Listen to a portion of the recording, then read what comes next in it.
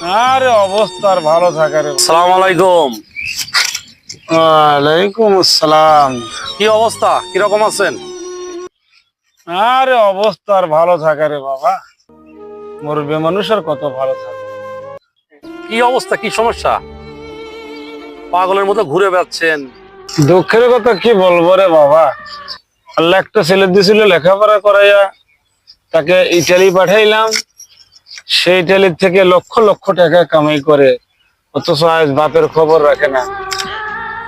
ভালো একটা পরিবার দেখে বিয়ে করাইলাম, সে ছেলে যখন দেশে আসে, সে শ্বশুর বাড়ি যায়, 10 কেজি 15 কেজি করে গোস্ত কেনে, আর বাপ কিভাবে চলে ছেলে সেই খবর আর রাখে না রে বাবা।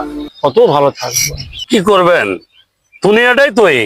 বাবারে, ছেলে যখন বিদেশ থেকে বাড়িতে আসে, কত বাজারঘাট করে, দেখে আমার মনের মধ্যে ভালো লাগে যে আমার জন্য সব